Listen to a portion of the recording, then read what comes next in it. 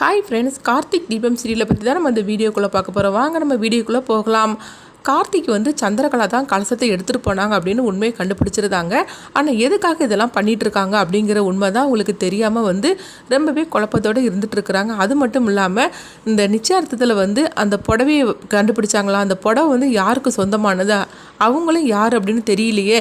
ஆக மொத்தத்தில் சாமுண்டீஸ்வரியை சுற்றி ஒரு பெரிய கூட்டமே சதி பண்ணிகிட்டு இருக்குது. அது யாருன்னு சொல்லி நம்ம கண்டுபிடிச்சி தீரணும் அப்படின்னு கார்த்திக் அவங்க அதை பற்றி யோசனை பண்ணிகிட்டு இருக்கிறாங்க. இன்னொரு பக்கம் பார்த்தோம்னா சந்திரகலா அவங்க சிவனாண்டிக்கு ஃபோன் பண்ணி இந்த விஷயத்த சொல்கிறாங்க.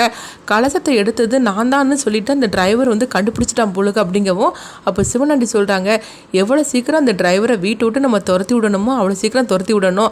அவன் நம்ம பக்கத்தில் இருக்கும் போது ஒவ்வொரு நிமிஷமும் நம்மளுக்கு ஆபத்து தான் அப்படிங்கும்போது, ஆமாம், ஆனால் கொஞ்ச நாளைக்கு நம்ம அமைதியாக தான் இருக்கணும். ஏன்னா அவனுக்கு என் மேலே ரொம்பவே சந்தேகம் வந்துருச்சுது. அதனால இப்போ நம்ம எதை செய்தாலும் செய்தான், அவன் நம்மளை கண்டுபிடிச்சிடக்கூடாது அப்படின்னு சொல்லவும், சரி நீ அவங்ககிட்ட கொஞ்சம் ஜாக்கிரதையாக இரு அப்படின்னு சொல்லிட்டு சிவனாண்டி அவங்க சந்திரகலாட்ட சொல்லிட்டு இருக்கிறாங்க. அடுத்து பார்த்தோம்னா ரேவதிக்கும் மகேஷுக்கும் பந்தல் கால் ஃபங்க்ஷன் எல்லாம் ஆரம்பிக்கிறாங்க.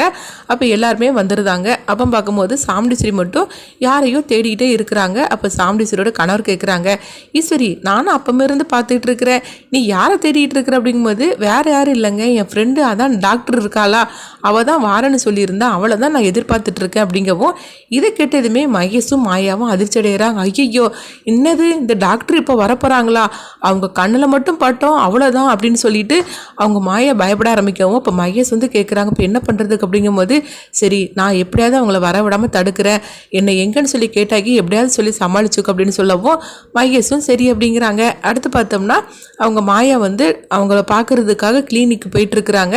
அப்போ அவங்களுக்கு ஞாபகத்துக்கு வருது, ஒரு மருந்து ஞாபகத்துக்கு வருது, அதை கொடுத்தாக்கி அவங்க தூங்கிடுவாங்க, அப்போ நம்ம வரமாட்டாங்க அப்படின்னு சொல்லிட்டு மாயாவுக்கு அந்த ஞாபகத்துக்கு வரவும் நேராக பார்த்தோம்னா அவங்க வந்துருந்தாங்க.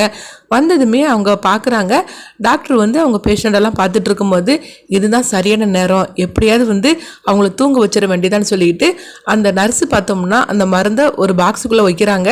அது அவங்களுக்கு ஞாபகத்துக்கு வருது. அந்த இடத்துல போய் அவங்க அந்த மருந்தை எடுத்துருந்தாங்க. எடுத்தது மட்டும் இல்லாமல் அவங்க டாக்டர்கிட்ட அவங்க செக்கப் பண்ணுறதுக்கு மாதிரிக்கு வராங்க.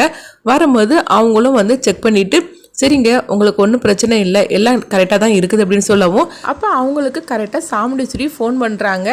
என்ன இன்னும் நீ வரலையா, அங்கே ஃபங்க்ஷன்லாம் ஆரம்பிச்சிருச்சு அப்படின்னு சொல்லும்போது, அங்கே வர்றதுக்காக தான் நான் ரெடி ஆகிட்டு இருக்கேன் அப்படிங்கிறாங்க. இதை மாயா கேட்டுட்ருக்குறாங்க. ஐயோ இப்போ மட்டும் இவங்க போனாக்கி அவ்வளோதான் சொல்லிட்டு அவங்க நினைக்கும் போது, அவங்க போகிறதுக்காக கிளம்பவும் இவங்க பார்த்தோம்னா அவங்க பின்னாடி இருந்துக்கிட்டு அந்த மருந்தை ஒரு கர்ச்சிப்பில் ஊற்றி அவங்க முகத்தில் வைக்கிறாங்க. ஆனால் அவங்க மாயா முகத்தை பார்க்கவே இல்லை. அப்படியே அவங்க தூங்கின மாதிரிக்கு ஆனதுமே அவங்கள ஒரு இடத்துல படுக்க வச்சுக்கிட்டு மாயா ஒன்றுமே தெரியாத மாதிரிக்கு நேராக அங்கே சாமுண்டீஸ்வரியோட வீட்டுக்கு வந்துருந்தாங்க. அப்போ மகேஷ் கேட்குறாங்க, என்னாச்சு அப்படிங்கும்போது, எல்லாமே நம்மளுடைய பிளான் சக்ஸஸ் தான் அப்படின்னு மாயா சொல்லவும், இதை கேட்டதுமே மகேஷ் ரொம்பவே சந்தோஷப்பட ஆரம்பிச்சிருந்தாங்க. அடுத்த ஃபங்க்ஷன் எல்லாமே நல்லபடியாக நடந்துக்கிட்டு இருக்குது. அப்போ சாமுண்டீஸ்வரி சொல்கிறாங்க, என் ஃப்ரெண்டு வரவே இல்லை பாருங்க, அவளுக்கு எப்போ பார்த்தாலும் ஒரே வேலைன்னு தான் இருப்பாளே தவிர அவள் இதுக்கெல்லாம் வரவே மாட்டா, சரி நான் அவளுக்கு ஃபோன் பண்ணி பார்க்குறேன் அப்படின்னு சொல்லவும், அப்போ சாமுண்டீஸ்வரியோட கணவர் சொல்கிறாங்க, சரிம்மா அவங்க வேலையெல்லாம் முடிச்சுட்டு வரட்டும், நீ எதுக்காக ஃபோன் பண்ணி அவங்களுக்கு தொல்லைப்படுத்துகிற அப்படிங்கவும், ஆமாங்க நீங்கள் சொல்கிறது கூட கரெக்டு தான், எப்படி இருந்தாலும் சரி தான், ஃபங்க்ஷன்லாம் முடிஞ்சு போச்சுது, இன்னுமெல்லாம் அவள் எப்போ வந்தால் என்ன அப்படின்னு சாமுண்டீஸ்வரி சொல்லியிருந்தாங்க.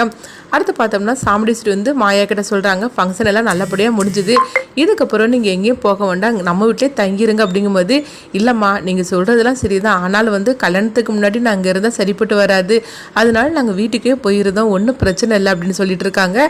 கார்த்தி அவங்கள ரெண்டு வரையும் பார்த்துக்கிட்டே இருக்கும்போது கார்த்தியை பார்த்துட்டு மாயாவும் மகேஷும் கொஞ்சம் பதட்டமாக தான் இருந்துட்டு இருக்கிறாங்க. இன்னொரு பக்கம் பார்த்தோம்னா அவங்க சந்திரகலாவை தான் காட்டுறாங்க. ஆமாம் இவங்க ரெண்டு பேரும் ரொம்ப நல்லவங்க போல தான் நடிச்சுக்கிட்டு இருக்கிறாங்க அப்படின்னு சந்திரகலா மாயாவையும் மகேஷையும் பற்றி அவங்க மனசுக்குள்ளே நினச்சிட்டு இருக்கிறாங்க.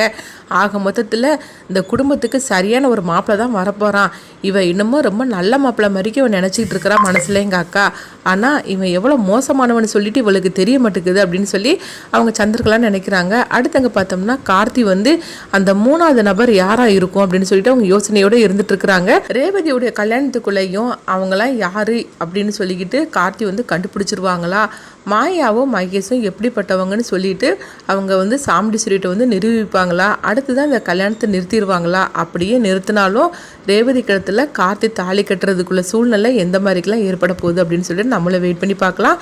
நீங்களும் இந்த கதையை பற்றி உங்களுடைய கருத்துக்களை கமெண்ட் பாக்ஸில் கமெண்ட் பண்ணுங்கள். நம்ம இன்னொரு வீடியோவில் சந்திப்போம்.